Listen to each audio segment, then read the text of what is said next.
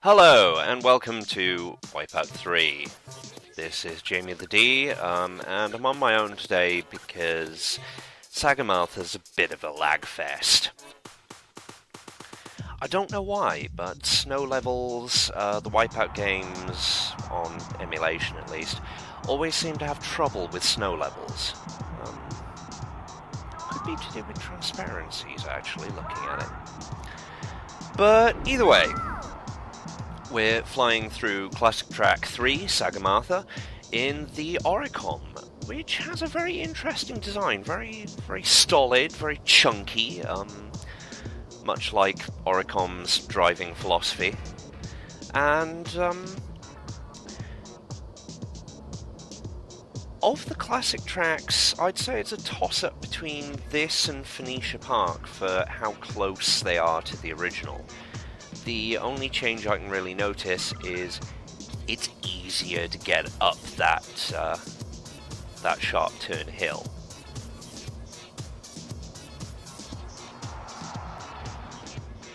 So there's really not a lot to say that's different about Sagamartha, and there's really, unfortunately, even in normal mode, not much to say about Oricom. They're still pretty stodgy, they're still in that spat with Kyrex, and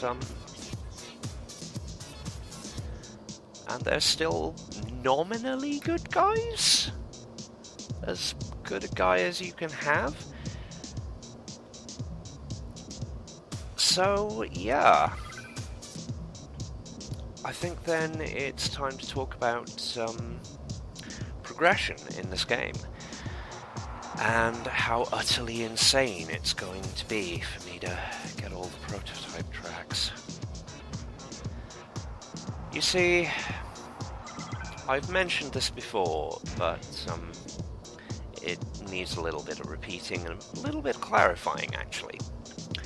Because first you have to unlock the other 4 craft. That's pretty easy, that's fine. All you have to do is get gold with the previous craft on any track. So if you use the Piranha, if you unlock the Force 4, you get the 5th. If you unlock the 5th, if you get gold on any track, any speed class with the 5th, you get the 6th, so on and so forth. Then it gets a little tedious, because to unlock Phantom mode, I have to unlock every gold in Rapier, which is 8 craft, 8 tracks, 64. And I have to do that twice. Once for Classic, once for Wipeout League. Each of those unlocks a classic track. There are 8 classic tracks in total. 1 for each speed class. So that's what? 64, 128, 256, 512 playthroughs. And that's assuming I win first time. Spoilers, on Rapier mode, I haven't won first time on many of the tracks, and when it comes to Phantom mode, I'm definitely not going to win first time on the majority of the tracks. So yeah, on to the race, which thankfully is a lot more interesting.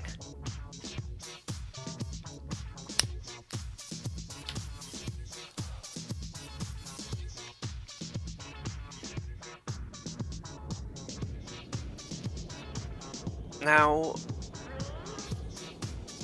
one thing that's interesting is, even though there are 12 places, not all of the craft are always represented.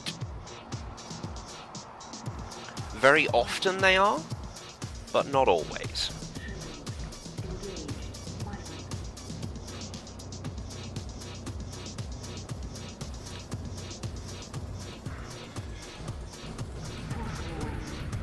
first four are always represented in some fashion or other. And pro tip, force walls on the left at that point of the race will not do anything.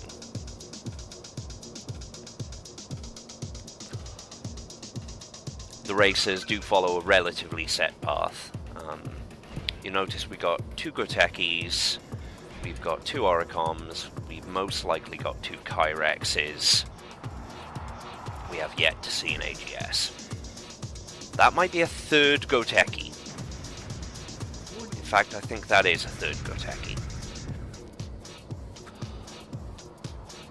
You'll always have at least one Icarus, because you've got to have something that's going to be on your arse for most of the race, providing they don't blow up in the first 2 minutes. Another problem with the autopilot is it will always try and follow roughly the same set racing line, and wow, that's pretty rare. Yeah, we have yet to see an AGS, and we're in 3rd. We definitely have yet to see a Phisar. They tend not to turn up in Rapier. By the way, it is perfectly possible to win Rapier and Phantom with a Phisar. It is possible. It's unlikely, but it's doable. And I think that's another Oricon. Yeah, that's another... No. Wait, that's not an Oricon. Actually, it might have been an Oricon. And wait. Is that... I think that is. If that is indeed a Phisar, and actually it might be, that's kind of scary. That's definitely an Oricon. But what is in first place?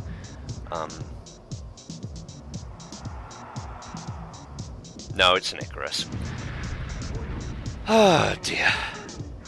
Yeah, so not a single Phisar, not a single AGS, even though the AGS is actually a hella better choice than an Icarus for Rapier and Phantom, unless of course you actually know how to ride the Icarus, in which case, go for it. And we also didn't appear to see any Piranhas.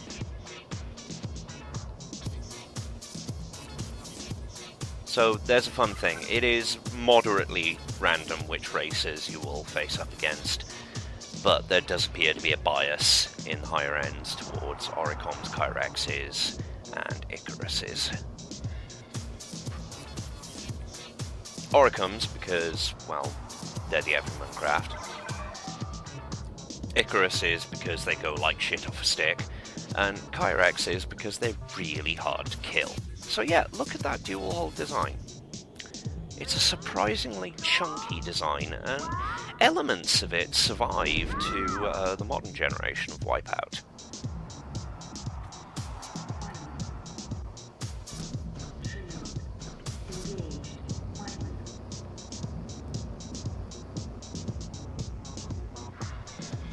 But apart from that,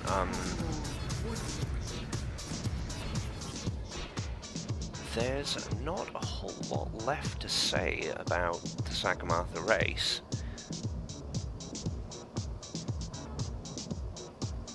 I could talk about usage of weapons, I guess. Now, mines are an interesting one because you notice we did actually hit someone with mines, but usually against other players, the moment someone sees mines, they're going to jink hard. Because the slowdown effect of mines is not only cumulative, so is the damage effect.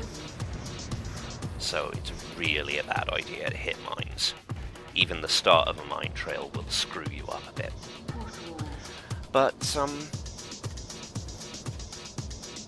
there are ways around it. You see, the way the mines drop,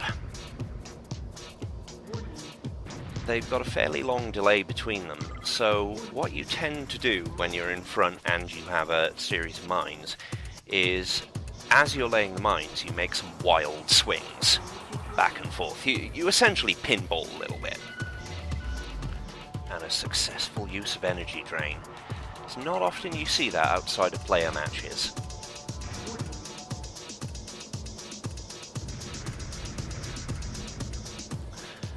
Rockets, obviously, the best use for them is actually getting right up in someone's arse and shooting them, passing under them, and laughing madly. Forcibles are also pretty obvious, they're there to troll. Missiles, generally when you're in first place you want to save a missile, because they're one of the few things that will stop someone getting a massive lead on you if they happen to catch up to you and slow you down.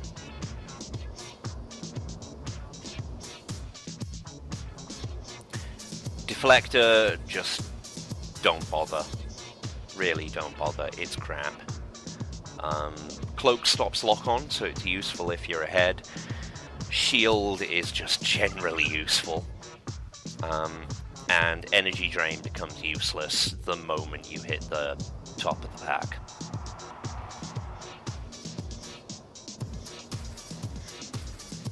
So yeah, that's Sagamartha. Shall see you next time. Take care.